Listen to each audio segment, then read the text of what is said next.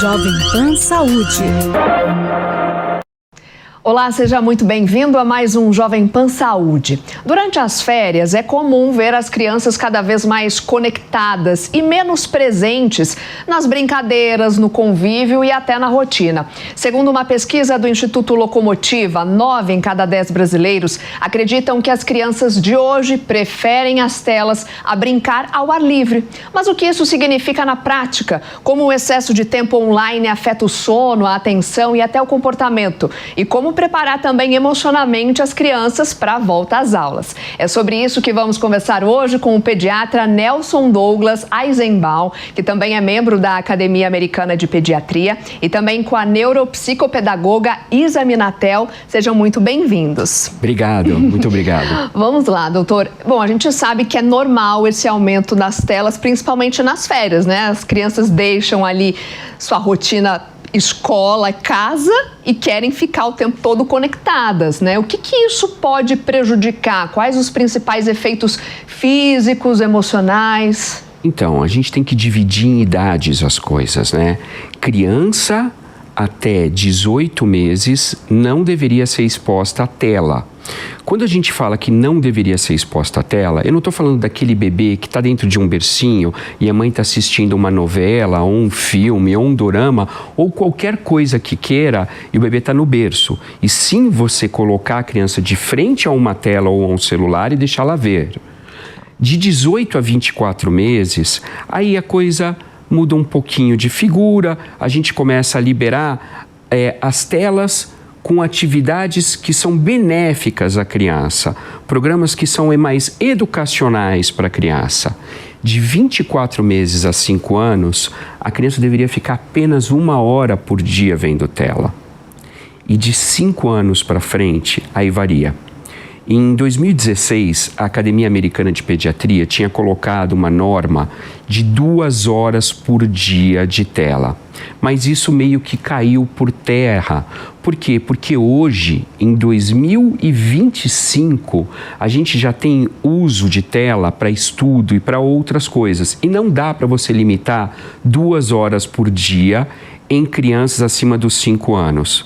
Mas fica uma observação muito severa, muito séria. Tela acima dos 5 anos não é para ser a diversão da criança.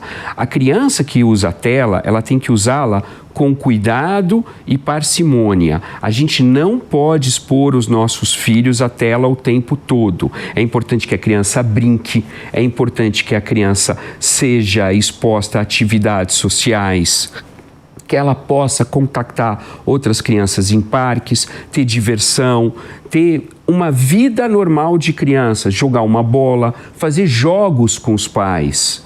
Tempo de comer. Comer é comer. Ver tela é ver tela. Ninguém é para comer vendo tela. Ao mesmo tempo ali, né? Que a gente vê isso com mais frequência do que deveríamos, né? Prejudica muito comer assistindo um programa de TV. Isso vale para os pais também, inclusive. Sim, as crianças comem muito ou comem pouco. Nem sabe o que está comendo, né?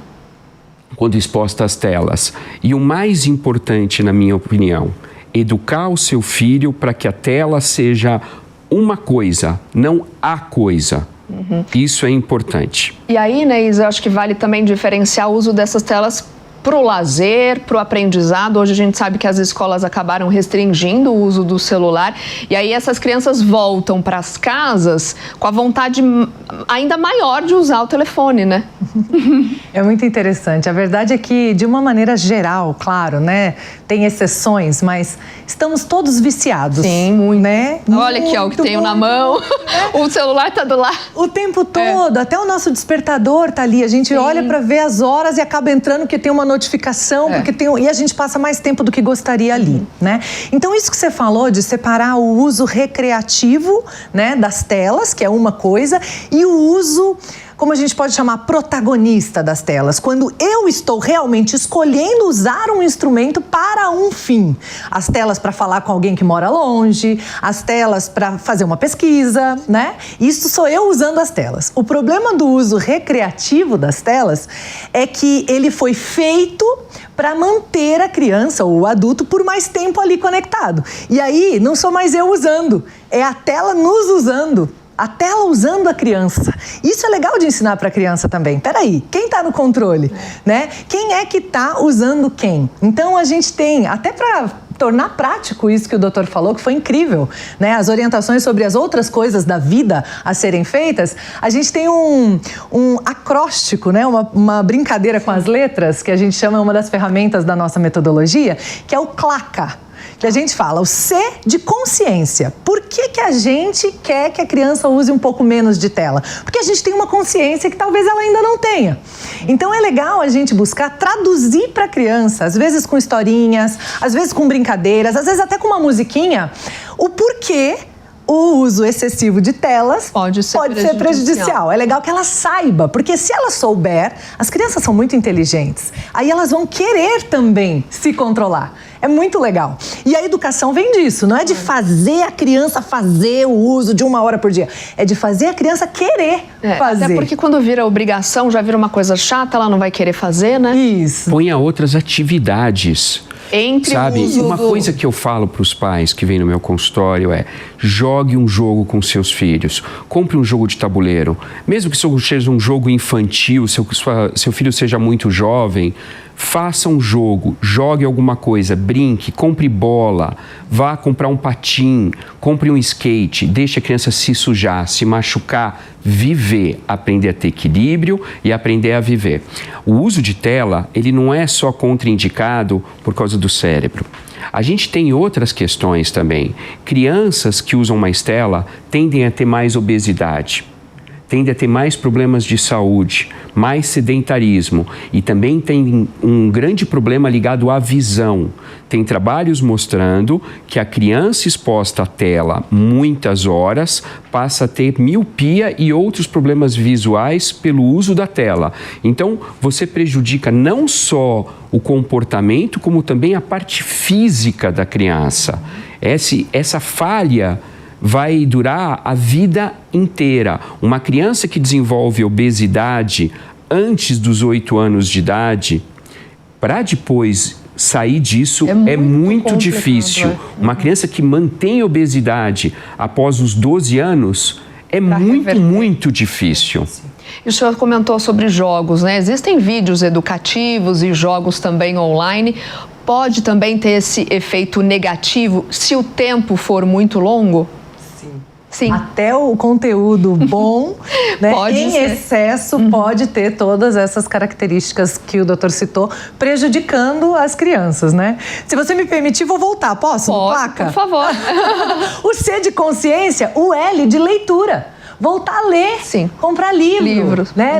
Ler para as crianças, deixar que as crianças leiam, às vezes entre aspas, porque às vezes elas ainda não são alfabetizadas, mas elas leem as figuras, né? Tá ali, ter esse tempo de escuta e a gente não olhar para a tela enquanto ela tá lendo pra gente, né? Manter o controle, porque senão fica aquela coisa, o que você fala tão alto que eu não consigo escutar o que você diz, né? Você me manda sair da tela e você não sai da tela. Como né? faz? Então essa coisa da leitura, o outro A do CLACA é autonomia.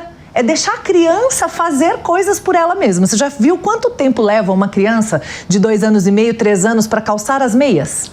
Demora. Um tempão. Né? Comece antes e deixa a criança calçar as próprias meias. Deixa se virar. Deixa se virar. Claro, não é? Importante. Preparar um próprio lanche, vai fazer um snack, alguma coisa, uma banana. Pega uma faquinha sem ponta, deixa a criança fazer a fatia da banana, né? Então tem coisas simples. Muito. Né? Que ocupam tempo. Eu falo que a vida real é suficiente. A gente nem precisa inventar muita coisa, sabe? É lindo. O problema com jogos online que você estava falando é a duração. Tá? Jogos online que duram muito tempo, que a criança fica imersa há muito tempo. Hoje você tem até óculos de imersão. Esses jogos, eles mexem muito com a liberação de endorfinas. Eles causam grande prazer na criança. E isso funciona como um vício, como se ele fosse um jogador num cassino. É uma coisa assim extremamente viciante. Então, a criança que joga muito jogo online, ela chega da escola e já vai direto para o jogo online. E os outros colegas que chegam também vão. Então são 6, 8, 9 crianças que estão se conectando pela internet para fazer um jogo e que muitas vezes é agressivo ou invasivo. E isso toma muito tempo, causa uma grande liberação de endorfina e a criança depois fica sem energia, sem força para estudar, sem força para brincar, fica extremamente cansada porque usou toda a adrenalina, tudo que ela tinha naquilo. Então isso tem que ser limitado. E é um vício mesmo? Pode ser encarado como um vício ou é mesmo uma força de expressão? Ela é viciada em jogo online. Hoje a gente considera o virtual também como vício. Existem clínicas para viciados online. Isso, eu não sei se aqui no Brasil a gente tem muitas, mas fora daqui tem. Eu não estou te dizendo que as crianças vão ficar viciadas, mas eu estou dizendo que a gente tem que tomar cuidado para que essa criança não evolua um adulto viciado em internet, que ela perca todo o contato intersocial que ela deveria ter, que ela perca a habilidade de falar com outros e que ela perca as atividades físicas e motoras e intelectuais que ela deveria ter. Tá? Eu sempre estimulei meus filhos a lerem. Eu acho que é importante você assistir um bom filme, curtir uma coisa com seus pais, fazer um jogo, assistir qualquer coisa, jogar online, mas é importante também ler. E até para essa relação, né, familiar e ter esse convívio com outras pessoas, saber conviver em sociedade, né? Como que os pais podem perceber que o uso passou do limite, Isa? Você falou se vicia mesmo, né? Se é um vício mesmo ou se é força de expressão. A gente vê na prática algumas situações assustadoras, né? A gente vê algumas crianças que estão tão ali dependentes já daquilo que quando a gente tenta tirar, a criança realmente entra numa crise, né? Num surto. Às vezes pequenos, bebês, às vezes se esperneando, se jogando no chão, agressivos, né? Batendo, cuspindo. É horrível, né? E adolescentes também. Então os maiores também, às vezes xingando, agressivos, quebrando coisas. Mais difícil ainda, né? É bem sério. Então, assim, isso que o doutor falou é real. A gente tem um pico gigantesco de dopaminas, endorfinas, esses hormônios do prazer, vamos dizer, com baixíssimo esforço. Então, o corpo fica em desequilíbrio com a mente, né? Aí, a hora que você tira a criança dali, ele tá precisando tentar colocar isso de volta em equilíbrio, né? Então, a agitação, aquela encontrar alguma atividade aqui fora que consiga ser nessa mesma proporção de prazer, né? Qualquer coisa que ele vá fazer fora vai exigir um esforço do corpo para ter esse mesmo, né? Essa mesma dose, liberação de prazer, né? E aí pedalar, né? Correr, isso tem um esforço físico. Então, quando eu desconecto, né? Essas duas coisas é que é o grande perigo e é o que vicia. Esse prazer rápido, que é o mesmo efeito das drogas, né? Então, é por isso que a gente compara mesmo a vício, né? O prazer muito rápido, cada vez precisando mais, ficando dependente, querendo só aquilo, tendo uma fixação. Isso a gente tá vendo acontecer, né? Então, a gente recebe pais e mães desesperados, que não sabem mais o que fazer, né? A gente tem alguns vídeos que viralizam aí das mães quebrando as telas dos filhos, né? Porque é o desespero, né? É o desespero.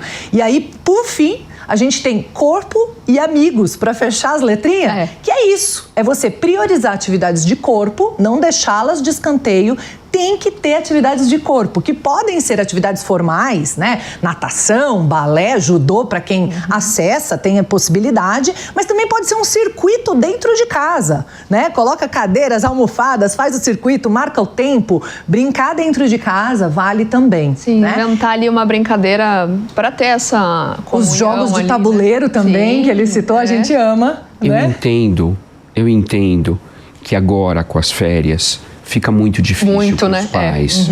Tá? Eu entendo que todos nós temos que trabalhar. E todos nós que temos filhos sentimos isso, sentimos que os nossos filhos vão ficar jogados se não tiverem nada. Então é melhor um celular que nada.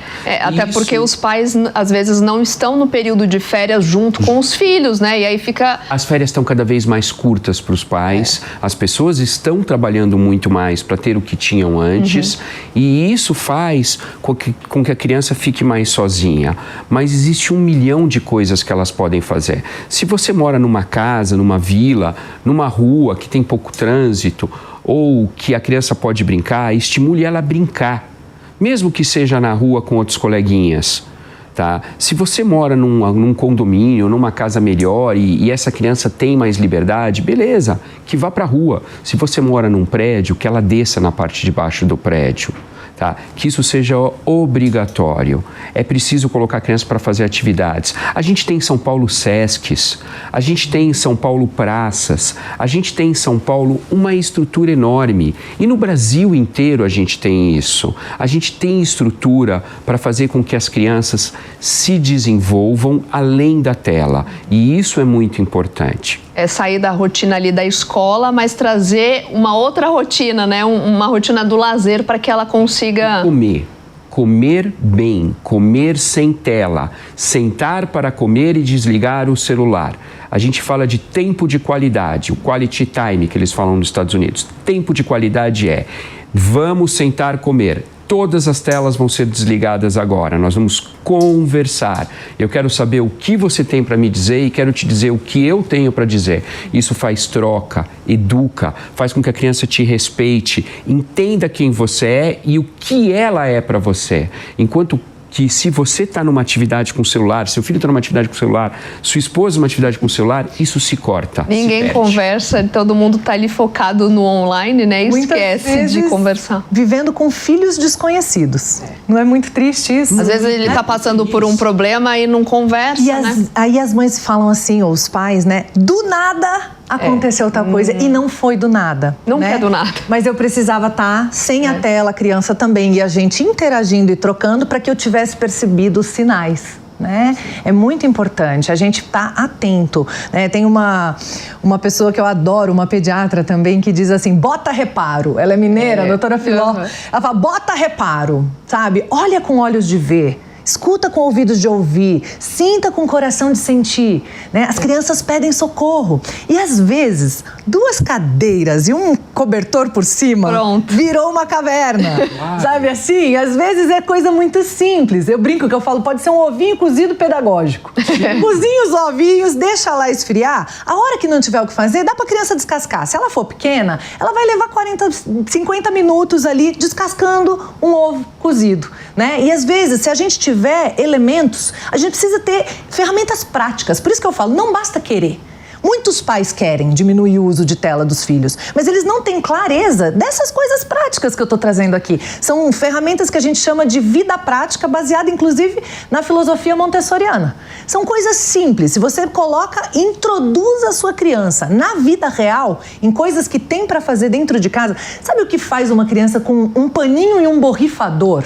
Uma beleza. Ela ama. Pra ajudar a limpar. Ela ama. Agora, se vai limpar de verdade, é outra história. Até porque o objetivo não é esse. Não é o objetivo. Esse não é o objetivo, né? Mas que ela vai ficar horas sem tela, isso é verdade. É garantido. Inclusive, a gente conversou com uma mãe, a Tamara, que é advogada. Ela é mãe de 3. Um de 17, um de 13 e um de 11. Ela contou pra gente um pouco da rotina da família durante essas férias. Vamos ouvir. Lá em casa, meus filhos eu tenho os 2 filhos que estão em casa, são atletas. Então, eles adoram praticar atividades ao ar livre. A gente sempre que tem a oportunidade vai. E atividade ao ar livre no clube também. São atletas do clube, então acho que isso facilita bastante a vida em casa com relação às telas. Quando a minha filha mais velha tinha 17 anos, ela tem 17 anos hoje, né? Então, quando ela era pequena, 17 anos, começou a sair os tablets, iPad, e eu desde sempre nunca deixei fazer as refeições nem assistindo televisão. sempre a gente conversou em casa sobre a importância, inclusive educava os amiguinhos ou os filhos de amigos, e sempre foi uma posição muito forte minha com relação a telas e celulares durante as refeições. Acho que às vezes pode ser que os pais tenham algum compromisso ou precisam se ausentar por algum momento e deixa numa tela controlado, pode até ser, mas como rotina em casa, pelo menos, isso foi sempre um tema. As crianças, eu já olho assim para eles, se às vezes alguém está com o celular na mão, só dá uma olhada, eles já entendem e já guardam. Desde pequenos, eu faço sempre combinados com as crianças.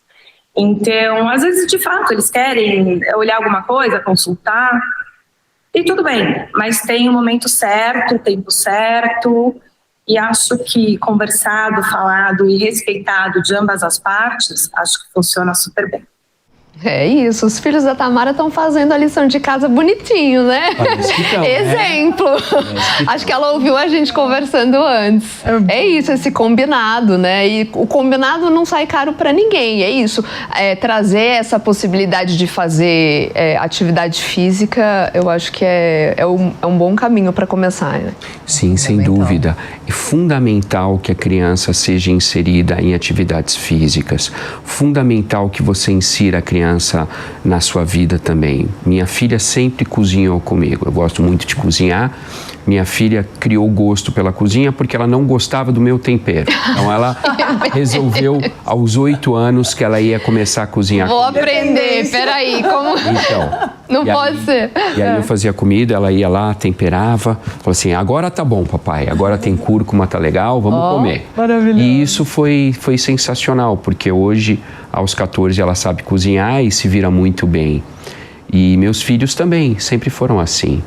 Muito importante. Eu acho que a Tamara falou alguma coisa do combinado, né? E é isso, a longo prazo isso pode funcionar mesmo, assim, você combinar o horário certinho que você vai pegar o celular, enfim, agora nas férias tem isso, né? Acabam funcionando as telas como uma forma de babá eletrônica.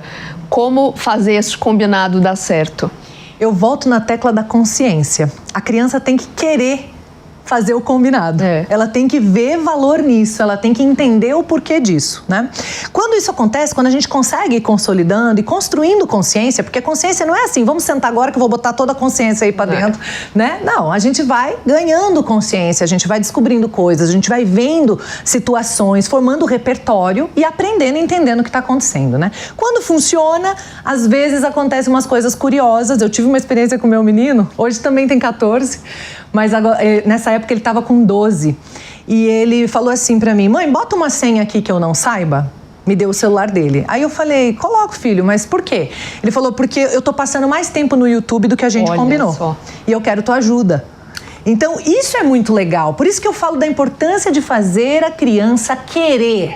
Porque, gente, quando a criança quer, eu não preciso ficar vigiando desesperadamente. Eu não preciso... Claro que toda a atividade da criança precisa ser, né, monitorada. Sim. A gente precisa saber o que está acontecendo. Mas não é aquela relação de vou fazer escondido para minha mãe não ver, para o meu pai não ver, né? Ou vou na casa do amigo. Você pensa que ele tá super amigo do João? Aí usa... Né? É porque na casa do João as telas são liberadas, né? Não tem nem amizade ali, né? Então a gente precisa criar um lugar de que nós estamos do mesmo lado da criança e não contra ela. Se o adulto se coloca contra a criança, né, o paradigma é de fugir, é de esconder, é de escapar. Se eu me coloco junto, o paradigma é de como vamos lidar com isso da melhor maneira. Como vamos juntos descobrir a melhor forma. Quando você perceber que eu estou exagerando também, filho, me lembra, me dá uma... Vamos combinar uma palavra aqui que a gente fala, ou um gesto que a gente faz e que a gente pode se, né? Opa, é mesmo, né? Peraí, vou deixar um pouquinho isso de lado também, sabe? Acho que é muito legal isso. Mas eu acho também que colocar um alarme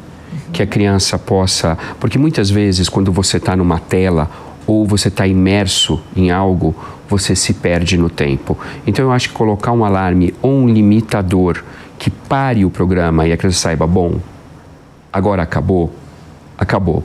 Uma outra questão que a gente tem é o sono, que eu esqueci de falar. Perfeito. E é muito importante. Quando o seu filho vai dormir, 0 de luz, 0 de barulho e 0 de tela. Então, para os meus filhos, eu sempre pedi que me entregassem o celular, o iPad, as coisas eletrônicas ou que deixassem ele em stand-by desligados. Por quê? Porque e não é para... mesmo, né? Sim, tem que se desligar as telas 1 hora antes de se dormir. Não se deve levar tela para a cama, não se deve deixar a TV ligada para adormecer, não se deve deixar barulho no quarto, não se deve deixar luz no quarto. A criança tem que dormir no escuro total e aprender a dormir, porque senão ela não aprende a dormir e com isso ela dorme mal, acorda mal e vive mal. E até porque também nessa volta às aulas, ela vai ser difícil de acordar, né? Tá dormindo mais tarde, aí vai ter que voltar a acordar cedo. E bagunça tudo, né? Então, e elas estão dormindo menos, né? E o sono é fundamental para o crescimento, para o desenvolvimento. Então, assim, a gente está vivendo tempos que até nisso as crianças estão prejudicadas por conta das telas. E a gente está indo em camadas, né? Se a gente for aprofundar, o celular do lado da nossa cabeça, enquanto a gente dorme, emite ondas que são danosas. Então, depois que eu li alguns estudos, eu só durmo com ele em modo avião, se ele estiver perto de mim. Porque tem ondas ali o tempo inteiro que são nocivas, né? Para além disso, a gente citou do jogo, né? O doutor falou das crianças voltarem e se encontrarem online para jogar, né? Quando elas se encontram só com os amigos, já tem o desespero da quantidade de tempo, né? Mas ainda tem as ações de pedófilos, ainda tem ações, né, criminosas que a gente também precisa ficar monitorando. É importante monitorar. É importante que você saiba com quem seu filho está se conectando. Não custa você checar quem são as pessoas com que ele se conecta, se são colegas, são conhecidos, porque um perfil é simplesmente um perfil. Uma pessoa que se apresenta como uma criança de 5 ou 7 anos não necessariamente é uma criança de 5 ou 7 anos. Certeza. Então a criança deve se conectar com quem ela conhece, não com quem ela não conhece. Isa, eu queria só mostrar aqui teu livro, né, que é Filho Não Vem com Manual, um guia prático aqui, antes da gente encerrar o nosso programa de hoje. E tem aqui um de baixo também, Disciplina do Equilíbrio.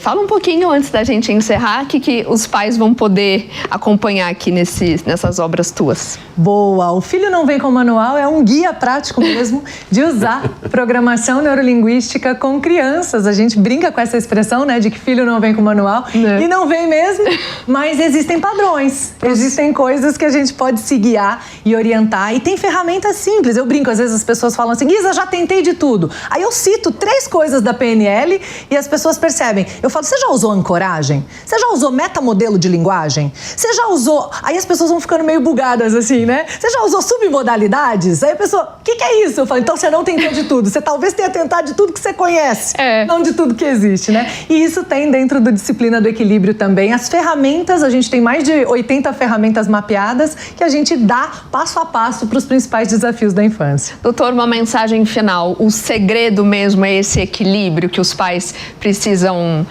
conseguir conciliar, né? O tempo de qualidade online, brincadeira, o convívio. Olha, o segredo de você criar seus filhos é, em primeiro lugar, amá-los, entender que eles precisam da sua atenção. Tá? Esse é o grande segredo. Mas uma boa alimentação, uma boa educação e um bom desenvolvimento da relação pai-filho, mãe-filho é excepcional. Se você conseguir ter boa educação, boa alimentação e uma boa relação com seus filhos, ele vai ser um adulto saudável, feliz e vai se desenvolver bem no que quer que ele faça. Muito obrigada. Eu acho que é um assunto que a gente ficaria aqui horas conversando. Uma pena não ter tempo. Obrigada mais uma vez pela participação de vocês e também a você que nos acompanhou. Obrigada também. Se você tiver alguma sugestão de tema, alguma dúvida, mande um e-mail para nós, é o saude@jovempan.com.br. Para rever essa e outras entrevistas, só acessar o canal Jovem Pan News ou o aplicativo da Panflix para Android ou iOS. E a gente se encontra na semana que vem. Tchau. Jovem Pan Saúde. A opinião dos nossos comentaristas não reflete necessariamente a opinião do Grupo Jovem Pan de Comunicação. Realização Jovem Pan.